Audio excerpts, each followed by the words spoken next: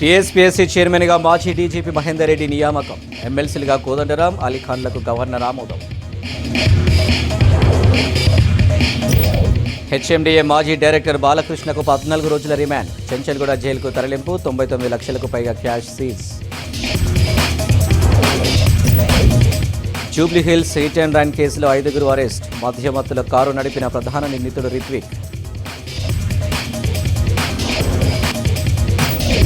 Republic day వేడుకలకు సిద్ధమైన హైదరాబాద్ మహానగరం. రాజ్ భవన్లో ఎట్ హోమ్ కార్యక్రమం. సిటీలో ట్రాఫిక్ ఆంక్షలు. ఫస్ట్ టెస్టులో వికెట్ నష్టానికి 119 రన్స్ చేసిన భారత్. 246 పరుగులకే ఆలౌట్ అయిన ఇంగ్లాండ్. అదరగొట్టిన స్పిన్నర్లు.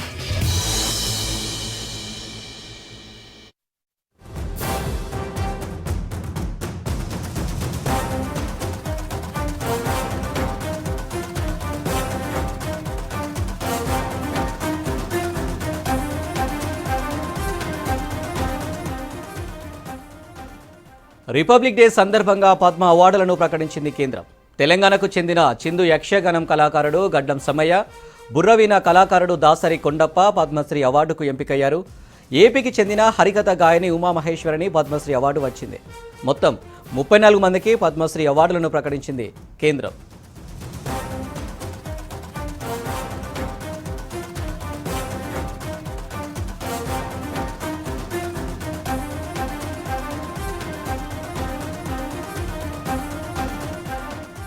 రిపబ్లిక్ డే సందర్భంగా పద్మ అవార్డులను ప్రకటించింది కేంద్రం. తెలంగాణకు చెందిన చిందు యక్షగానం కళాకారుడు గడ్డం సమ్మయ్య, బుర్రవీణ కళాకారుడు దాసరి కొండప్ప పద్మశ్రీ అవార్డుకు ఎంపికయ్యారు. ఏపీకి చెందిన హరికథ గాయని ఉమామహేశ్వరిని పద్మశ్రీ అవార్డు వచ్చింది. మొత్తం 34 మందికి పద్మశ్రీ అవార్డులను ప్రకటించింది కేంద్రం.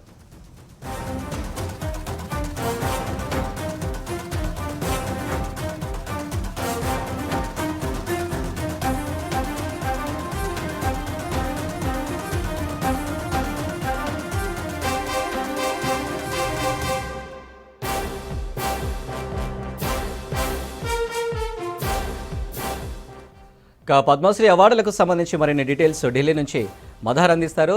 మదార్, పద్మశ్రీ అవార్డ్స్ అప్డేట్స్ ఏంటి? దేశ అత్యున్నత పౌర పురస్కారాల్లో ఒకటైన పద్మ అవార్డులను కేంద్ర ప్రభుత్వం కొద్దిసేపటి క్రితమే ప్రకటించింది. ముఖ్యంగా వివిధ రంగాల్లో విశేష సేవలు అందించిన ప్రముఖులకు ప్రతి ఏడాది కూడా పద్మ పురస్కారాలను కేంద్ర ప్రభుత్వం ప్రకటిస్తూ ఉంటుంది. ఈసారి 34 మందికి పద్మ అవార్డులను ప్రకటించింది. ఓన్లీ ఈసారి పద్మశ్రీకి సంబంధించిన అవార్డ్స్ ప్రస్తుతానికైతే విడుదల చేశారు. ఇక పద్మభూషణ్, పద్మ విభూషణ్ కి సంబంధించిన అవార్డ్స్ అనేది కూడా రావాల్సి ఉంది. ఇప్పుడు ప్రకటించిన పద్మశ్రీ అవార్డ్స్ లో 34 మంది పేర్లలో 34 మందిలో తెలంగాణకు ఇద్దరికి తెలంగాణకు చెందిన ఇద్దరికి పద్మశ్రీ అవార్డు అనేది కూడా వరించింది. దాసరి కొండప్ప బుర్రవీణకు సంబంధించిన కళాకారుడు, ఈయనకి పద్మ అవార్డు అనేది కూడా వరించింది. ఇక మరొకరు గడ్డం సమ్మయ్య, యక్షగానం సంబంధించిన కళాకారుడినే. ఆయనకు దానికి సంబంధించి ఈ 2 సాంస్కృతిక విభాగాల్లో ఇద్దరికి పురస్కారాలు అయితే లభించాయి. ఇక ఆంధ్రప్రదేశ్ కు సంబంధించి ఉమామహేశ్వరి అనేటువంటి కళాకారునికి, ముఖ్యంగా ఆమెకు హరికథకు సంబంధించిన కళాకారురాలు ఆమెకు సంబంధించి ఈ పురస్కారం అనేది కూడా వరించింది. చాలా మంది 34 మందిలో చాలా మంది కూడా అతి సామాన్యమైనటువంటి వారికే ఈసారి అవార్డులు. గడిచిన 2-3 ఏళ్ళుగా కూడా సామాన్యులకు, ముఖ్యంగా ఎవరైతే పేద వర్గాలకు కావచ్చు, లేకపోతే సాంస్కృతిక రంగాల్లో ఉన్నటువంటి అతి సామాన్యులకు అవార్డులు అనేది కూడా రావడం చూస్తున్నాము. ఈసారి కూడా అదే పందాలో అతి సామాన్యులకు ఈసారి అవార్డ్స్ అనేది కూడా లభించాయి. పర్బాటి బరువు అనేటువంటి మహిళకు, ఆమె ఏనుగులకు సేవ చేస్తుంటారు, ఆమెకు అవార్డు అనేది కూడా వరించింది. మరోవైపు యోగేశ్వర్ యాదవ్ అనేటువంటి వ్యక్తికి ట్రైబల్ వెల్ఫేర్ సంబంధించినటువంటి విభాగంలో, అంటే సామాజిక, ఆర్థిక, క్రీడలు, ఇలా వైద్య రంగంలో చేసినటువంటి సేవలను గుర్తిస్తూ ఈసారి కేంద్ర ప్రభుత్వం అయితే ఈ అతి సామాన్యులను గుర్తిస్తూ ఈ అవార్డులు అయితే ప్రకటించడం జరిగింది. ఇక తెలంగాణకు సంబంధించి ముఖ్యంగా ఇద్దరు వ్యక్తుల్లో కూడా ఇద్దరు కూడా చాలా సామాన్యమైనటువంటి బ్యాక్గ్రౌండ్ ఉన్నటువంటి వారు. ఈ బుర్రవీణ అనేటువంటి అంతరించిపోతున్నటువంటి కళను బతికించడం కోసం దాసరి కొండప్ప చేసేటువంటి ప్రయత్నం కావచ్చు, లేకపోతే ఆయన తన జీవితాన్ని బుర్రవీణ కళను బతికించేందుకు తను చేసినటువంటి సేవకును గుర్తిస్తూ ఆయనకి అవార్డు అనేది కూడా ఇచ్చారు. ఇక యక్షగానానికి సంబంధించి ఒక పెద్ద షోని ఆయన మెయింటైన్ చేస్తున్నారు. గడ్డం సామయ్య అనేటువంటి వ్యక్తి ఆల్మోస్ట్ జనగామ జిల్లాకు సంబంధించినటువంటి వ్యక్తి 50 ఏళ్ళుగా ఆయన యక్షగానానికి సంబంధించి చేస్తున్నటువంటి కృషి కావచ్చు. సుమారు 19,000 షోస్ అనేది కూడా ఆయన కండక్ట్ చేయడము, సామాజికంగా ఆయన చేసినటువంటి సేవ కావచ్చు, ఆ కళను అంతరించిపోకుండా ఆయన చేసినటువంటి ప్రదర్శనలు కావచ్చు, వీటన్నిటిని దృష్టిలో ఉంచుకొని ఈసారి అవార్డ్స్ అయితే ప్రకటించారు. మరి కాసేపట్లోనే పద్మభూషణ్, పద్మవిభూషణ్ సంబంధించిన అవార్డులు కూడా విడుదలయ్యేటువంటి అవకాశం ఉంది Anil. Right mother, thank you.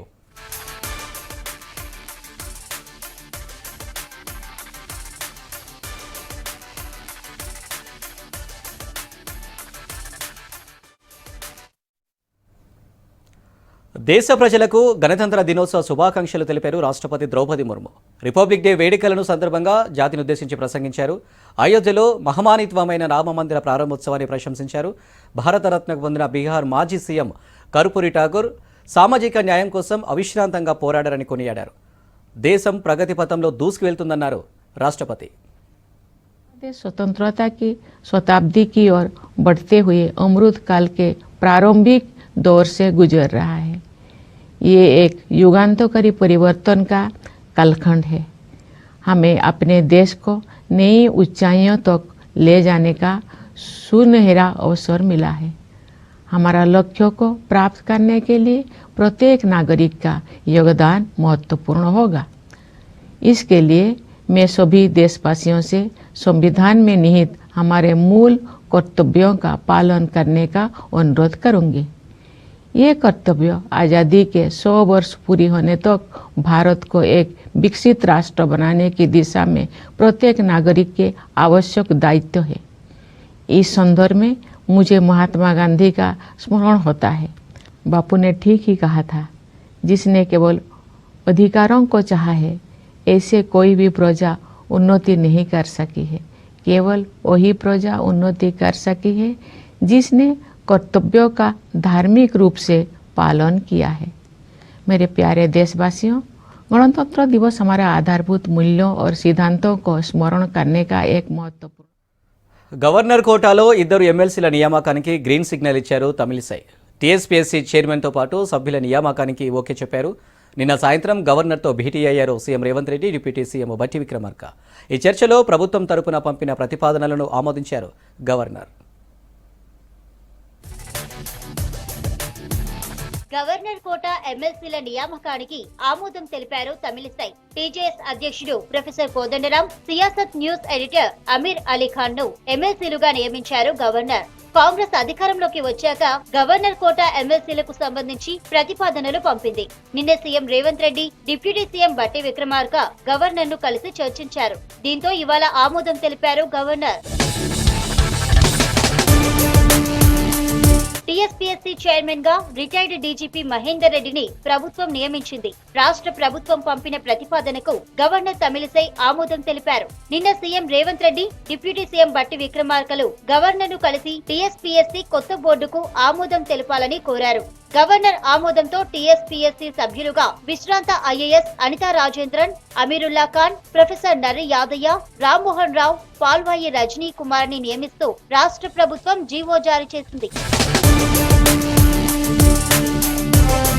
TSPSC chairman Mahender రెడ్డితో పాటు సభ్యులు త్వరలోనే బాధ్యతలు చేపట్టనున్నట్టు తెలుస్తోంది.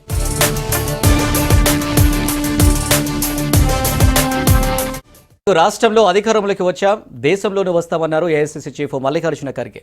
భారత్ న్యాయ యాత్రతో రాహుల్ దేశాన్ని ఐక్యం చేస్తున్నారని తెలిపారు. ఎల్బీ స్టేడియంలో కాంగ్రెస్ బూత్ కమిటీ సభ్యుల సమావేశంలో పాల్గొన్నారు. లోక్సభ ఎన్నికల్లో అనుసరించాల్సిన వ్యూహాలపై చర్చించారు. రాహుల్ను ప్రధానిని చేసేందుకు కష్టపడి పనిచేయాలన్నారు కాంగ్రెస్ నేతలు.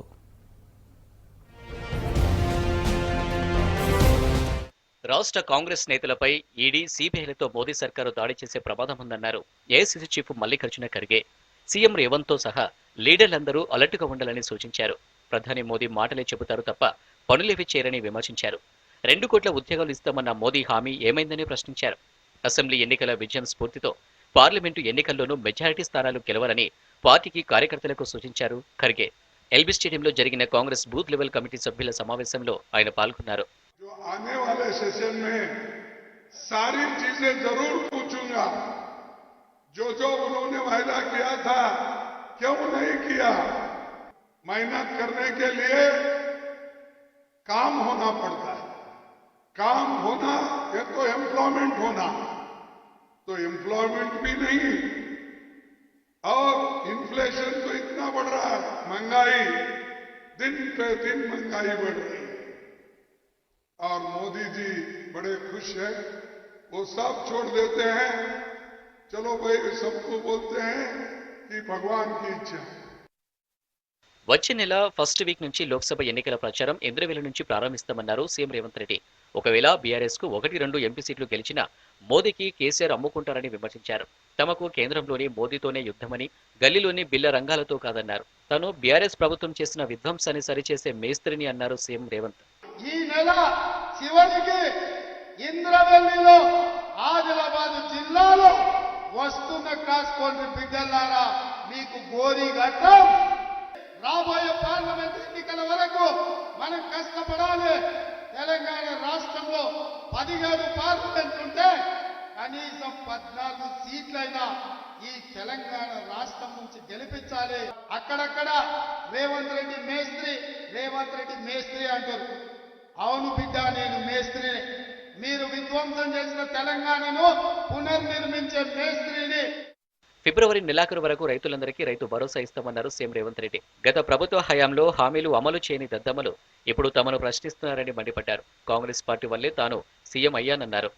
మీ ద్వారా మాట ఇస్తున్నా ఫిబ్రవరి ఆఖరు వరకు రైతు భరోసా ద్వారా మీ ఖాతాలలో నగదు బదిలీ చేసే బాధ్యత కాంగ్రెస్ పార్టీ తీసుకుంటుంది. దద్దమ్మలారా, మీరా మమ్మల్ని అడిగేది 3650 రోజులు ఈ తెలంగాణ ఏలిన మీరు దళితులకు 3 ఎకరాల భూమి ఇయ్యలే, పేదలకు డబుల్ బెడ్రూమ్ ఇల్లు ఇయ్యలే, ఇంటికో ఉద్యోగం ఇయ్యలే, మైనారిటీలకు 12% రిజర్వేషన్ ఇయ్యలే, గిరిజనులకు 12% రిజర్వేషన్ ఇయ్యలే. ఏమి ఇయ్యని సన్నాసులు ఇవాళ మమ్మల్ని ఏమి ఇయ్యట్లేదని మీరు అడుగుతారా? మీకు ఏమరుగుతుందని నేను అడుగుతున్న బిల్లా రంగాలు. ప్రతిపక్షాలకు గౌరవం ఇవ్వాలని సహనంతో ఉన్నామన్నారు డిప్యూటీ సీఎం భట్టి విక్రమార్క. తమ సహనాన్ని చాతగాని తనంగా తీసుకుంటే తామేంటో చూపిస్తామని హెచ్చరించారు. రాహుల్ను ప్రధాని చేసేందుకు బూత్ కన్వీనర్లు కష్టపడి పనిచేయాలన్నారు రాష్ట్ర కాంగ్రెస్ వివరాల ఇన్ఛార్జ్ దీపదాస్ మున్షి. ఓడ తీసుకొడతా అంటే చూస్తూ ఊరుకోవడానికి ఇక్కడ కాంగ్రెస్ పార్టీ కార్యకర్తలు కానీ నాయకులు కానీ ఎవరు చేతులు ముడుచుకొని కూర్చోలేదని కూడా చాలా స్పష్టంగా టీఆర్ఎస్ పార్టీ నాయకత్వానికి హెచ్చరిస్తా ఉన్నాం. మన నాయకత్వం చెప్పేటువంటి మాటలను సూచనలు తీసుకొని ఊరూరు ఇంటింటికి కాంగ్రెస్ సందేశాన్ని తీసుకొని వెళ్తూ రేపు జరగబోయేటువంటి పార్లమెంట్ ఎన్నికల్లో 14 నుంచి 15 స్థానాలు పైబడి మనందరం గెలిచి కాంగ్రెస్ పార్టీకి, తెలంగాణ కాంగ్రెస్ పార్టీకి మనం కానుక ఇద్దాం.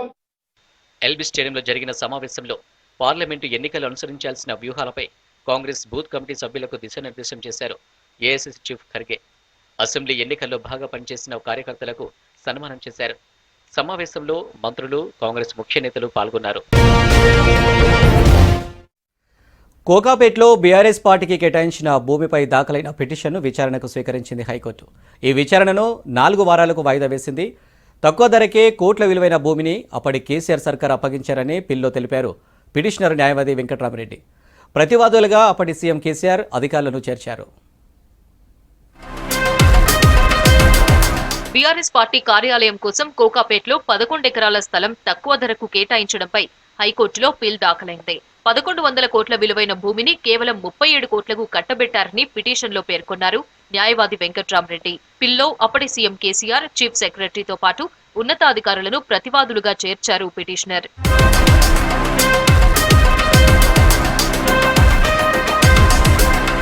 కోకాపేటలోని సర్వే నెంబర్ 239, 240లలోని 11 ఎకరాల భూమిని టెండర్ ప్రక్రియ అనుసరించకుండా బీఆర్ఎస్ కు ఇచ్చారని తెలిపారు న్యాయవాది వెంకట్రామరెడ్డి. పిటిషన్ను విచారణకు స్వీకరించిన హైకోర్టు 4 వారాలకు వాయిదా వేసింది. గతంలో ఇదే అంశంపై హైకోర్టులో పిటిషన్ వేశారు forum for good governance Padmanabha Reddy.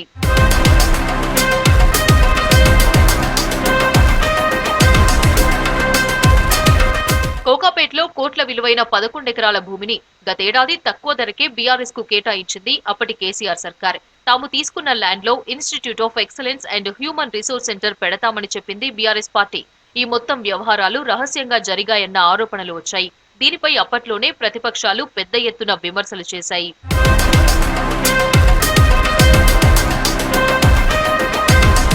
కోకాపేట్లోని 239, 240 survey నెంబర్లలోని 11 ఎకరాల భూమిని గతేడాది మే 16న సీసీఎల్ఏకు ప్రతిపాదించారు అప్పటి రంగారెడ్డి జిల్లా కలెక్టర్. కలెక్టర్ ప్రతిపాదనలతో మే 17న సీసీఎల్ఏ ఆ ఫైల్ను తెలంగాణ స్టేట్ డెవలప్మెంట్ అథారిటీకి సిఫార్సు చేసింది. దీంతో మే 19న బీఆర్ఎస్ కు 37,53,00,000కే 11 ఎకరాలు కట్టబెడుతూ సర్క్యులర్ జారీ చేసింది అప్పటి సర్కార్. ఈ వ్యవహారం మొత్తం 4 రోజుల్లోనే జరగడంతో పెద్ద ఎత్తున విమర్శలు వచ్చాయి.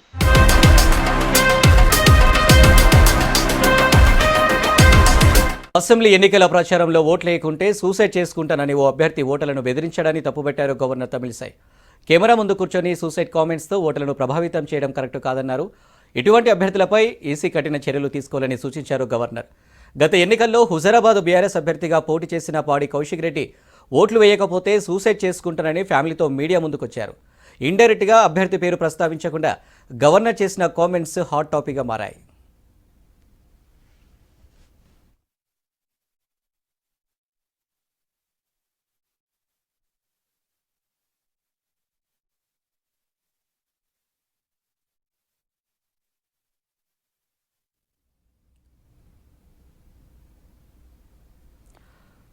ఖైరతాబాద్లోని రవాణా శాఖ కార్యాలయాన్ని సందర్శించారు రవాణా శాఖ మంత్రి పొన్నం ప్రభాకర్.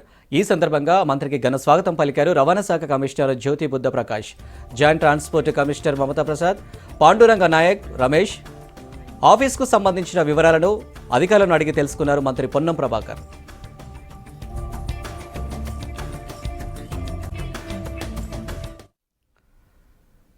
రాముని ప్రాణ ప్రతిష్టాపన కార్యక్రమాన్ని మోడీ, యోగిలు ఈవెంట్ మేనేజర్లు నిర్వహించారని విమర్శించారు సిపిఐ జాతీయ ప్రధాన కార్యదర్శి నారాయణ. ఒక మతానికి చెందిన కార్యక్రమాన్ని ప్రభుత్వం చేయడం రాజ్యాంగ ఉల్లంఘన అని పేర్కొన్నారు నారాయణ. బీజేపీ రాబోయే ఎన్నికల్లో లబ్ధి కోసం రామమందిరం నిర్మాణంను వాడుకుంటుందన్నారు. రాముని ప్రాణ ప్రతిష్టాపన కార్యక్రమానికి రాష్ట్రపతిని ఎందుకు పిలవలేదని ప్రశ్నించారు నారాయణ. ప్రతి ఊళ్ళో రామాలయాలు ఉన్నాయి, వాళ్ళు చేసుకోవచ్చు. కానీ ఎన్నికైన ప్రధానమంత్రి, ఎన్నికైన ముఖ్యమంత్రి, ఉత్తరప్రదేశ్ ముఖ్యమంత్రి ఇద్దరు కలిసి దానికి మొత్తానికి ఒక ఈవెంట్ సెలబ్రేషన్ మార్చేశారు. భారతదేశంలో అనేక కులాలు, మతాలు, జాతులు ఉన్నాయి. అందరినీ కలుపుకొని భిన్నత్వం, ఏకత్వం చెప్పి రాజ్యాన్ని కాపాడుకున్నాం. అక్కడ బాబ్రీ మసీద్ కూలగొట్టిన దానికి ఆద్యుడు అని ఉంటే LK Advani father of the issue. కానీ ఎల్కే అద్వానీ ఎక్కడున్నాడు ఇప్పుడు? ఆయన లోపల రావద్దని దండం పెట్టేశారు. ఎందుకు రావట్లేదు అంటే మోడీ గారు పార్టీ లోపల, పార్టీ బయట ఆయనకు సమానంగా ఉండదని తెలుసుకోలేదు. అందుకే ఎల్కే అద్వానీ కట్ చేశారు. బయట ఇతర రాజకీయ పార్టీ కూడా బ్లాక్మెయిల్ చేస్తాం. బాబ్రీ మసీదు కూలగొట్టింది సుప్రీంకోర్టు ఏం తీర్పిచ్చింది? అంతా మిథ్యని తీర్పిచ్చింది. ప్రపంచం మొత్తం చూశారు బాబ్రీ మసీదు కూలగొట్టింది. అట్లనే సుప్రీంకోర్టు అంతా మిథ్యని తీర్పు. ఇంకొక అవమానం ఏంటంటే దేశాధ్యక్షురాలు ముర్ము ప్రథమ పౌరులు, అట్లాంటి వారిని పార్లమెంటు ఓపెన్కే అని లేదు, భవనాన్ని ఓపెన్ చేయడానికి. పోనీ అయోధ్యకు అందరినీ పిలిచారు కదా, మరి ఆమె ఎందుకు వెళ్ళకపోయారు?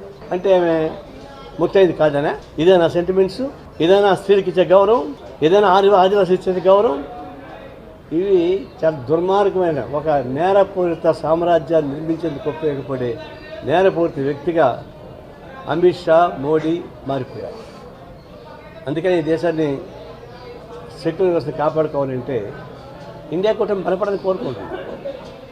26 రాజకీయ పార్టీలు కలిసి ఇండియా కూటమి ఏర్పడింది. దీన్ని బలపరచుకోవాల్సిన అవసరం ఉంది. కొంతమంది మోడీ బ్లాక్ మెయిల్ వల్ల కొంతమంది బెదిరిపోతున్నారు. కాంగ్రెస్ పార్టీ ఒక విషాద దృక్పథం లోపించిన వల్ల కూడా కొంతమంది బయటకు పోతుంది. ఇది ప్రమాదం. రేపు మోడీ గెలిస్తే పొరపాటున ప్రజాస్వామ్యం ఉండదు, సెక్యులరిజం ఉండదు. ఫస్ట్ క్యాజువాలిటీ లెఫ్ట్, తర్వాత కాంగ్రెస్ పార్టీ అవుతుంది. ఉదాహరణకి తెలుగు రాష్ట్రం, ఒకవైపు తెలుగు రాష్ట్రాలు రెండింటికి శత్రువు ఉన్న ఉంటే బీజేపీ అధికారానికి వచ్చిన తర్వాత తెలుగు రాష్ట్రాలు రెండింటికి అన్యాయం చేశారు. విభజన చట్టం మొదలుకొని ప్రతిదీ ఒక్క పైసా ఒక బొట్టు కూడా తెలుసు. రాష్ట్రంలో కాంగ్రెస్ ప్రభుత్వం ఏర్పడిన నాటి నుండి ఎక్కువ రోజులు ఉండదని బీఆర్ఎస్ బీజేపీ నాయకులు మాట్లాడడం దురదృష్టకరమన్నారు. కాంగ్రెస్ అధికార ప్రతినిధి అద్దంకి దయాకర్ ప్రజాస్వామ్యయుతంగా ముఖ్యమంత్రిని బీఆర్ఎస్ ఎమ్మెల్యేలు కలిస్తే తప్పేముందని ప్రశ్నించారు. తొందరలోనే కేసీఆర్ను ముఖ్యమంత్రిగా తెచ్చుకుందామని కేటీఆర్ అనడం దేనికి సంకేతమని ప్రశ్నించారు. ప్రభుత్వం ఏర్పడిన నాటి నుంచి ఇటు బీఆర్ఎస్ అటు బీజేపీ ఈ ప్రభుత్వం ఎక్కువ రోజులు ఉండేది కాదు, ఈ ప్రభుత్వం తొందరలోనే సమస్యల్లో పడుతుందని చెప్పి ఒక దురదృష్టకరమైన స్టేట్మెంట్స్ టీఆర్ఎస్ బీజేపీ నాయకులు ఇవ్వడం మనం గమనించినాం. మొన్న ప్రజాస్వామ్యయుతంగా ఒక 4 ఎమ్మెల్యేలు బీఆర్ఎస్ మిత్రులు ముఖ్యమంత్రి గారిని ముఖ్యమంత్రి హోదాలో కలిస్తే వాళ్లతో అంతా ఏంటంటే మీరు పోవడం తప్పు, మీరు ఎందుకు పోయినరు అని చెప్పేసి ఒత్తిడి మేరకు నేను ఏదో ప్రెస్ మీట్ పెట్టినట్టు.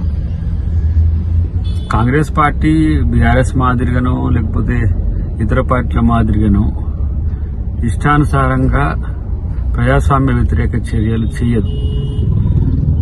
కాబట్టి వాళ్ళు మాత్రం తొందరపడతా ఉన్నారు. నిన్న కేటీఆర్ ఒక మాట అన్నాడు, తొందరలోనే కేసీఆర్ గారిని ముఖ్యమంత్రిగా తెచ్చుకుందామని. ఏంది బజార్లో కొట్లో దొరికే దుకాణంలో దొరికే వస్తువు అయింది ముఖ్యమంత్రి అనేది. ప్రజలు ఎన్నుకుంటే ప్రజాస్వామ్యంలో ప్రజల ఆశీర్వాదంతో వచ్చే పదవి అది. తొందరలో తెచ్చుకుందామనే చర్చ ఇవాళ కేటీఆర్. నిందితుడు హెచ్ఎండిఏ మాజీ డైరెక్టర్ శివబాలకృష్ణను ఏసీబీ కోర్టులో హాజరుపరిచారు అధికారులు. శివబాలకృష్ణ ఇంటితో పాటు 16 ప్రదేశాల్లో సోదాలు నిర్వహించారు ఏసీబీ అధికారులు. శివబాలకృష్ణ బంధువులు సహచరుల ఇళ్లలో సోదాలు చేశామన్నారు. శివబాలకృష్ణ ఇంట్లో 99,60,000 నగదు, 1988 గ్రాముల బంగారం, 6 కేజీల సిల్వర్ సీజ్ చేశారు. 8,26,00,000 విలువైన ఆస్తుల పత్రాలు స్వాధీనం చేసుకున్నారు ఏసీబీ అధికారులు.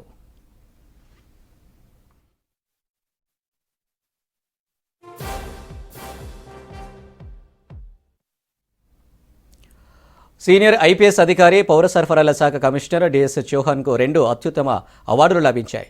గణతంత్ర దినోత్సవం సందర్భంగా ప్రతి సంవత్సరం కేంద్రం ప్రకటించే ఇండియన్ పోలీస్ మెడల్కు డిఎస్ చౌహాన్ ఎంపికయ్యారు. బెస్ట్ ఎలక్టోరల్ ప్రాక్టీసెస్ అవార్డు లభించింది. రాచకొండ పోలీస్ కమిషనర్గా 2023 అసెంబ్లీ ఎన్నికలు సజావుగా నిర్వహించినందుకు ఎన్నికల సంఘం ఈ అవార్డుకు ఎంపిక చేసింది. జేఎన్టీఏలో జరిగిన ఓటర్స్ డే సెలబ్రేషన్స్ సందర్భంగా గవర్నర్ తమిళిసై చేతుల మీదుగా బెస్ట్ ఎలక్టోరల్ ప్రాక్టీసెస్ అవార్డును అందుకున్నారు డిఎస్ చౌహాన్.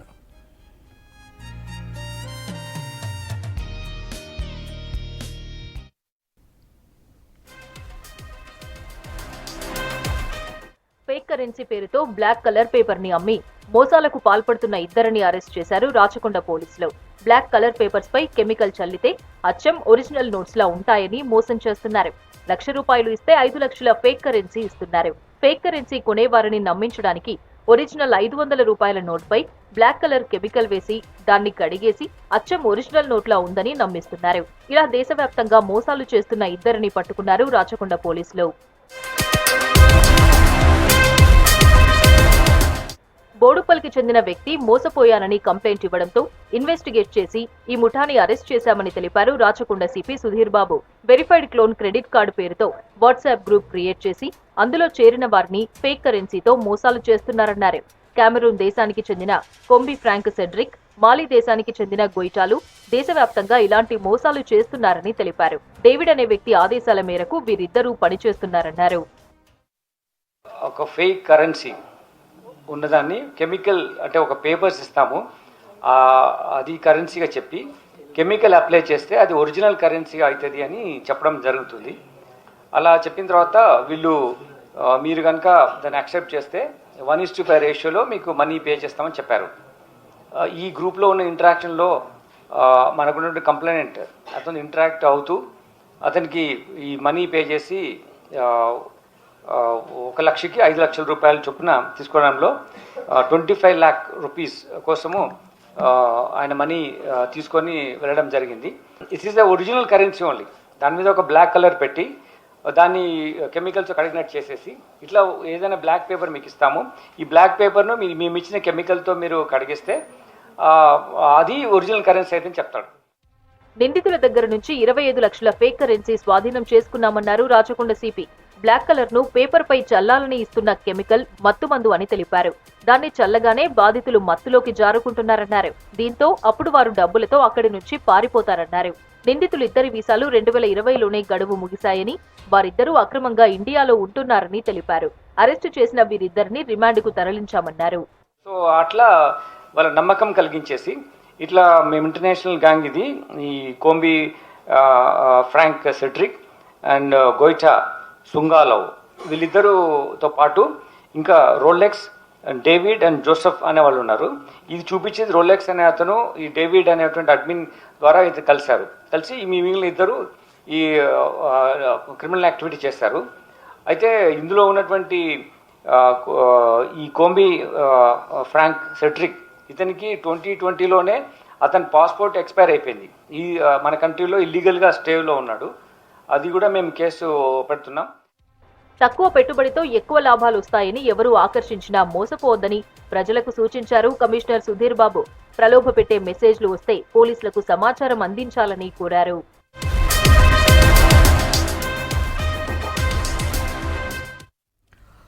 మేడ్చల్ మల్కాజ్గిరి జిల్లా షామీర్పేటలోని సెలబ్రిటీ క్లబ్లో ముందస్తు రిపబ్లిక్ సెలబ్రేషన్ జరిగాయి. ఇందులో భాగంగా రెస్టారెంట్లోని అన్ని రకాల స్వీట్లను 3 రంగుల ఆకారంలో తయారు చేశారు నిర్వాహకులు. వీటిలో పలు రకాల వంటకాలు చేసి కస్టమర్లకు వడ్డించారు. కార్యక్రమంలో రెస్టారెంట్ యజమానులు పాల్గొన్నారు.